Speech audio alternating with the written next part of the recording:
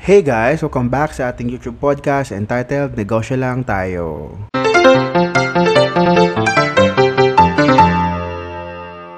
So, etong pag-uusapan nating franchise, actually sumikat talaga siya no for the past few weeks sa social media dahil na-promote siya ng isa sa mga sikat na vloggers, influencers today, no, which is si Malupiton.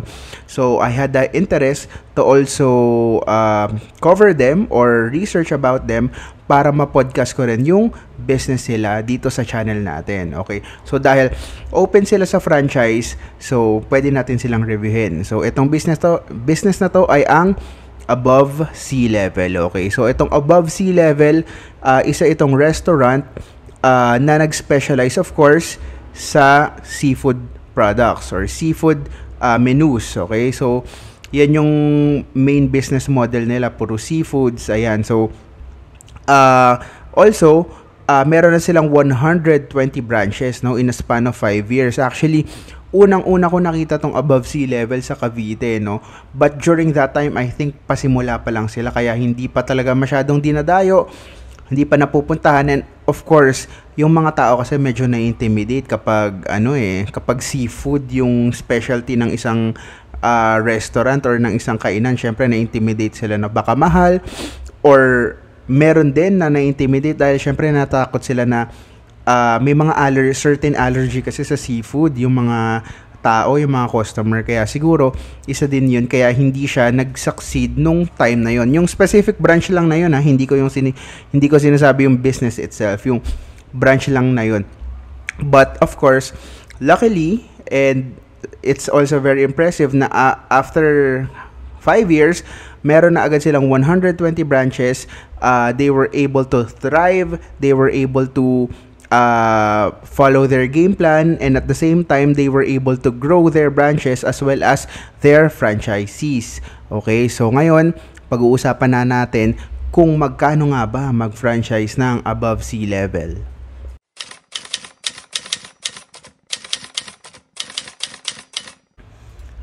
So, etong Above Sea Level, no, meron lang silang dalawang franchise packages. Actually, before sila mag-viral sa Facebook, meron lang silang isang package for franchise, no. So, isa lang yung structure nila for franchise. Pero, dahil daw, sobrang daming dumagsa na mga aspiring franchisee sa kanilang business, no, they released a new franchise package, no, which is isa din sa mga pag-uusapan natin for today. Okay, so uunahin na natin yung bagong release nilang franchise package, which is ang package 1. So ano tong package 1? Ang package 1 ay nagkakahalaga ng 690,000 pesos. Medyo mahal, no? Actually, no, nakita ko rin to, medyo namahalan ako dahil etong package 1 ay isang cart lang or express. Actually, hindi lang siya basta kiosk, malaki siyang kiosk na around 8 square meters to 10 square meters. Para na rin siyang parang para siyang food truck. Ganun siya kalaki, no? Para siyang food truck. Kung makikita niyo yung mga food truck na kumakalat ngayon may mga ganun sila KFC na kung may mga nakita kayong ganun. Ganun din yung kay Above Sea Level, no? So it's around 8 to 10 square meters, maybe bigger. It can be maybe around up to 15 to 20 square meters. Depends on your budget as well. Or depends on the location that you will put it in. Okay? So, pero may lang talaga sila. Certain size lang talaga sila dito. Okay? So, that is 690,000 pesos. So, anong kinagandahan nito? This is all in. So, wala ka na ilalabas. This is basically plug and play. Ilalagay nila yung cart na Above Sea Level na nakalagay, kompleto na with the signages, with the menus, with the utilities, with the cooking utilities, and your supplies as well. Then, magluluto ka na lang, mag-ooperate ka na lang, at magtitinda ka na lang. Ganun ka-convenient yung package 1 nila. So, that is 690 pesos. But for me, it's still a bit expensive, but I get why it's expensive, because of course they are viral right now. They are receiving a lot of franchise inquiries right now. So isa yun sa mga factors kung ba't siya tumaas. But for me, it's a bit expensive, but isa ito sa mga pinaka-convenient na franchises na nakita ko, given that it has a wide range of menus in terms of cart itself. Kasi sa cart, very limited ang mga food offering dyan eh. Kasi very strict ang mall, very strict ang, for example, sa mall mo siya ilalagay, they are very strict na dapat one concept lang ititinda mo. But for this one, marami. Of course, may mga silog ka, andyan of course yung mga seafood products mo, may mga breakfast meal ka, may mga snacks ka, may mga goods ka na yung mga naka-bottle na mga chili, ganyan. Of course, yung may mga snack din silang binebenta. So, wide range of product that you can sell for a cart. And again, very convenient siya kasi all in na yung 690,000. Wala ka nang iisipin na kahit anong expense in terms kay above sea level. But then again, katulad ng mga pinapaalala ko sa inyo from our past podcast, hindi pa kasama dito yung renta, 'di ba? Yung advance rent, security deposit, mga pasahod natin sa tao, ayun, hindi pa 'yun kasama. So that's additional expense. But sa side ni above sea level, 690,000, you are all covered. Okay? So ngayon, tatanungin niyo naman, gaano ba katagal makuha ang ROI or ang investment natin dito sa package 1? Makukuha nyo siya in just 6 to 12 months. Actually, napakabilis nun ha. Given that, of course, 690,000 pesos to eh. 'Di ba? So, it's, I don't know ha, but based from what they said to me, ang average monthly profit para makakuha ka or para maabot mo yung 6 to 12 months is around 20,000. I'm sorry. It's about 90,000 pesos. 80 to 90,000 pesos. And etong monthly profit na sinabi nila, this is based on real data. Okay? This is based on real data. Average to ng lahat ng branches nila. And kaya nakakam up sila ng 6 to 12 months. For me, it's very fast, no? If you're investing in a business like this na worth 690,000 pesos, it's very fast, very quick. And kung makuha mo nga siya in that span, 12 months, 1 year, and half a year, panalong-panalo ka na dun. Okay? So ngayon, let's go through lang quick yung mga inclusions naman dito sa 690,000 pesos, no? So, etong 690,000 pesos, meron na siyang, again, yung booth, yung cart, andyan na siya. Andyan na rin yung, of course, yung mga heavy duty na mga above sea level signature food cart with CCTV monitoring and LCD TV menu.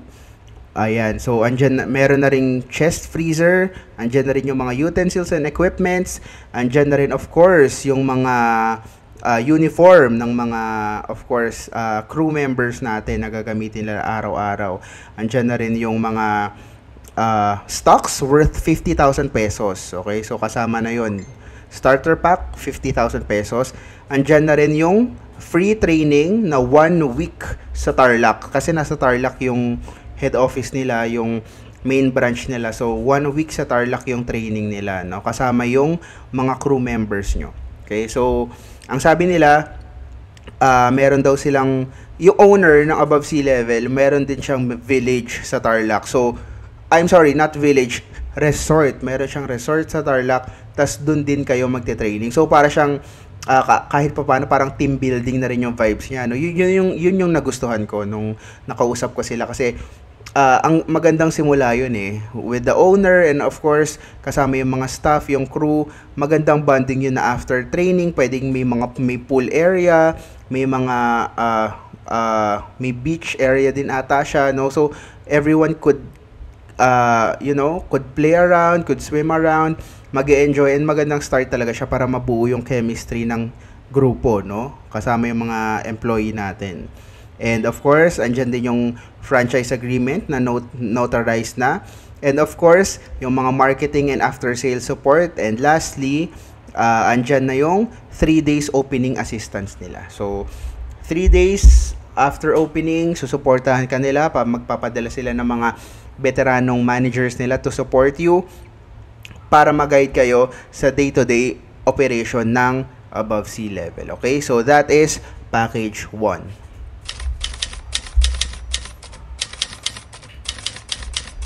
Okay, package 2. For package 2, eto, 690,000 pesos ulit.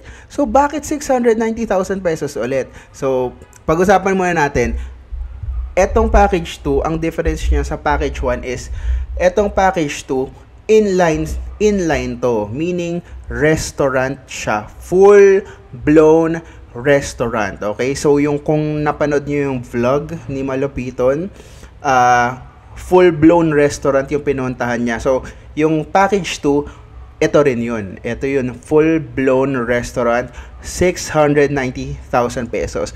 So, kung tatanungin nyo, bakit same price siya ng package 1? Dahil, etong 690,000 pesos, hindi pa kasama ang construction cost. Okay? So, kayo na ang magbabayad ng construction cost. So, maybe around 1 million, 2 million, or maybe 1.5 million ang pag-construct ng isang restaurant. Depende sa, contractor na makukuha nyo. But definitely, doon maglalaro yung price range ng construction. Okay? So, that's 690,000 pesos plus construction cost. Kaya ganun siya. Okay? So, lahat ng mga signages, lahat ng mga design ng store ibibigay sa inyo ni Above Sea Level, then yun yung gagayahin nyo sa pag-construct. Okay? So, lahat naman ng freebies, lahat ng inclusions, same nung package 1, yung mga uniform, yung mga marketing support, everything, same siya. But, ang difference niya ay ang ROI. Ang ROI naman ng package 2 is 12 to 16 months. Mas matagal siya. Of course, kasi, syempre, hahabulin mo yung construction cost mo dito no? Actually, it's very expensive talaga. Yung magpa-construct ka ng isang tindahan, plus the franchise fee na 690,000, for me, it's quite expensive. But again, that's how they value their product. That's how they value their brand. So, we need to respect that. But, in my own opinion, it's a bit expensive lang. Okay? So, ayan. So, 690,000 plus construction cost. So, again, ROI nila is 12 to 16 months. Okay? So, same. Halos same. Halos same ng cart nila, no?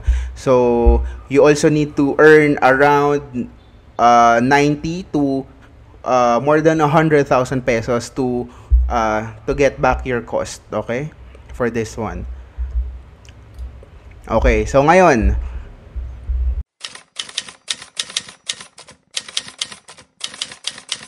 FAQs, okay? So actually mabilis lang tong podcast na to, no?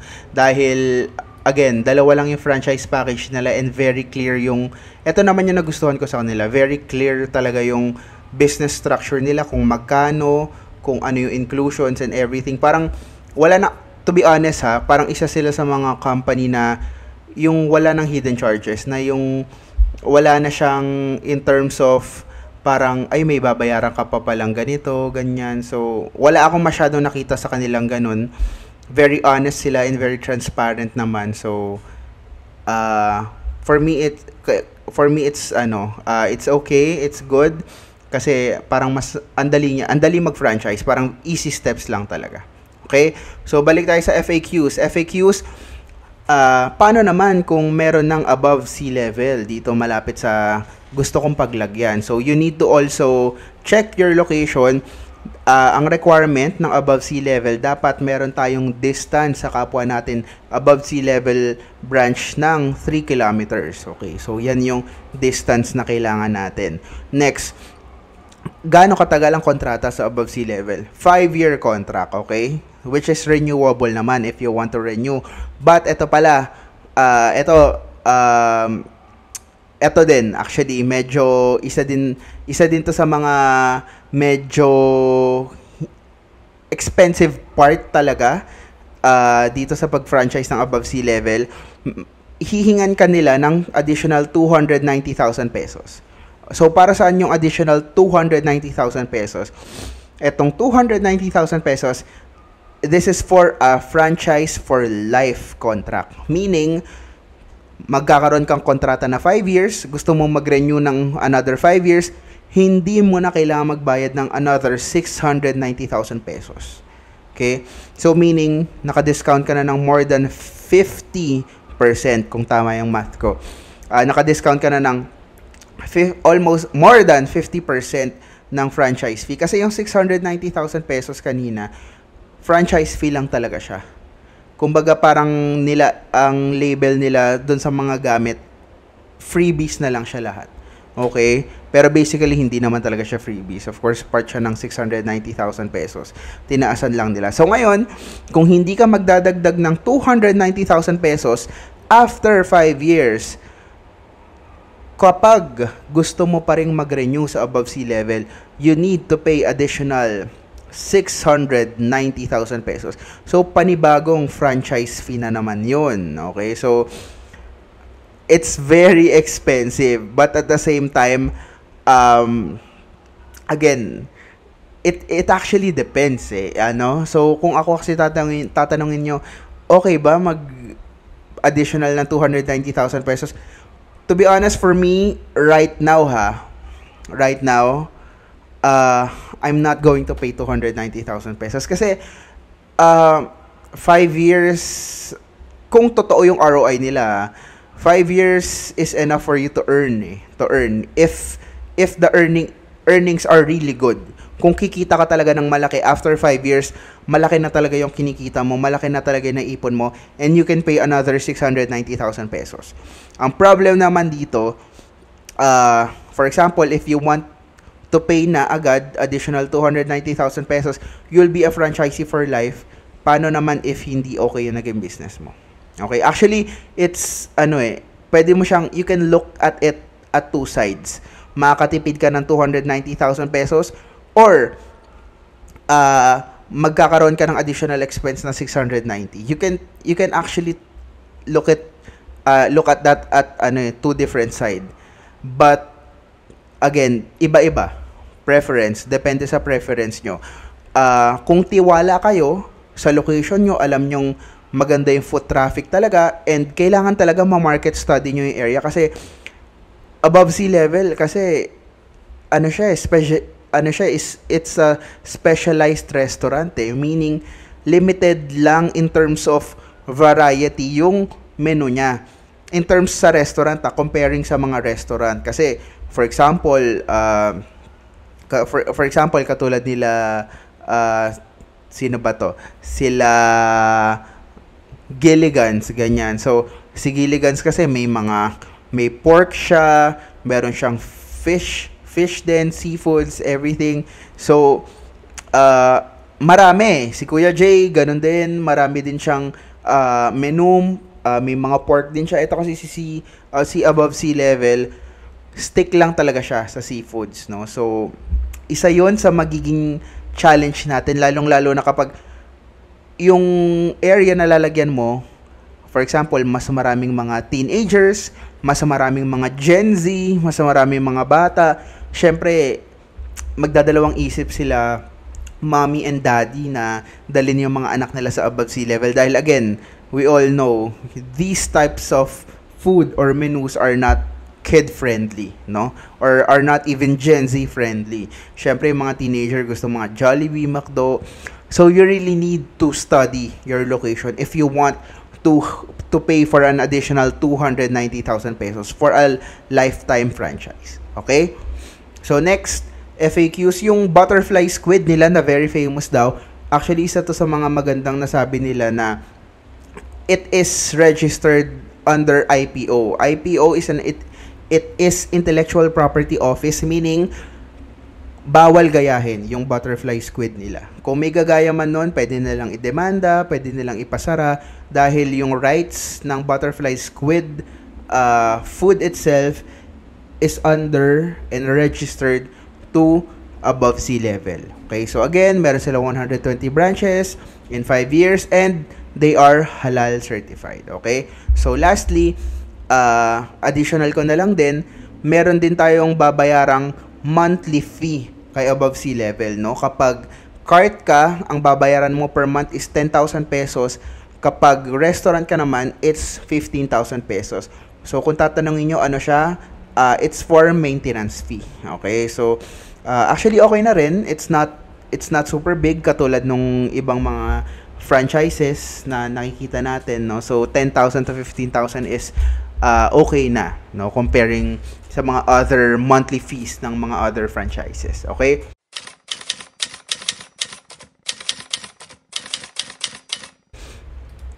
So ngayon, let's go to our verdict. So actually, ito yung sisimulan nating verdict section sa bawat podcast natin, no? So, mauuna nating gagamitin to kay Above Sea Level. So, ang verdict natin kay Above Sea Level is 3 out of 5 stars. Okay, so bakit 3 out of 5 stars? To be honest, for a franchise or for a business that's 5 years old and may ganitong concept na medyo risky, na puro seafoods. Alam ko, syempre may mga silog concept din sila, but it's very limited, no? Hindi naman yun yung full menu nila. Specialization talaga nila is seafoods, eh. So, for me, it's very risky. It's still very young. Naging viral siya, of course, because of the social media heat na nangyayari. So, we're not sure if that will continue, no? But again, for me, the price, it's a bit expensive. Next, the market. This is a niche product. This is a niche brand, no? Dahil syempre ang target mo lang dito yung mga seafood lovers. Although dun sa video ni Malupiton, maganda actually yung video na yon kasi na-emphasize nila dun na meron silang mga 99 peso meal. Ang tina-target talaga nila dun mga estudyante. Okay? Kasi syempre, yun nga yung weakness sa mga ganitong klaseng concept, eh. Ang mga estudyante, hindi naman pupunta yan sa mga ganitong klaseng restaurant na kung titignan natin yung menu ni Above Sea Level, it's quite expensive compared to other restaurants, no? Or fast food. Definitely, compared to fast food, mas mahal sila. So, kaya na-emphasize doon yung 99 pesos kasi they are trying to target these students or these people who are in a budget, no? But then again, ang daming competitors sa 99 peso market, sa 99 pesos meals, no? So again, the market is niche, limited yung market. Definitely hindi mo makukuha yung mga bata dito, hindi mo makukuha yung mga teenagers, mga Gen Z. So ayan, isa yan sa factors kung bakit 3 out of 5 stars lang sila. Franchise fee again, it's very expensive. Yung unang package nila, yung 690,000 pesos, yung cart all-in, actually, okay na siya for me. For me, medyo steal na siya kahit papaano. Kasi all-in na nga, eh. Tapos, although mataas pa rin yung 690, but for me, it's bearable na. Bearable na with all the fame na meron sila ngayon. Bearable na yung 690. But yung package 2 na 690 plus a huge amount that you need to pull out of your bank or your wallet for the construction cost, it is very expensive. But if you're smart about it, you can limit your area size sa restaurant. So you can limit your restaurant for maybe 80 square meters, 100 square meters, or minimum nila 60 60 square meters yung minimum nila for a restaurant. So you can maybe find a 60 square meter restaurant para mas mura yung construction cost. You can strategize naman for that, no? So, but again, it's expensive, a bit expensive for me. And lastly, as I've mentioned, the menu. So, naka-specialize kasi siya sa mga seafood products, but hopefully mag-expand din ang Above Sea Level, no? So, makapaglagay sila ng other products, other menus, magdagdag pa sila. So definitely mangyayari yun, no, for sure, kasi doon naman nag-i-introduce naman palagi yung mga restaurant ng bagong products, eh. So we'll see kung ano yung mga i-introduce nila in the future. But for me, right now, Above Sea Level is a good franchise if your market is really, if you were able to study your market and you know already that your market is into seafoods. and your demographics dun sa market na yun, or maybe mid to high yung age, I think this is a good franchise. And kung tatanungin nyo naman ako if franchise 1 or 2, I'll take franchise 1. Okay, I'll take franchise 1 because it's a big store already, no? Hindi naman siya yung kiosk na 4 square meters lang. Malaki na rin siya, and also you can serve complete mix na rin ng menu nila. You can just set up tables and chairs na lang sa labas. You can start small naman. You can start small. But if you are really in a budget and you really believe in the brand, you can go package 2. You can go after package 2. Okay? So, ayun lang. So, I hope na may natutunan kayo sa ating podcast for today. So, that is Above Sea Level. I hope you guys enjoyed. If meron kayong questions, feel free to comment down below. And I will also put the number and email of Above Sea Level if you want to inquire for their franchise. Okay? So, thank you again for listening. Stay safe, everyone. Peace.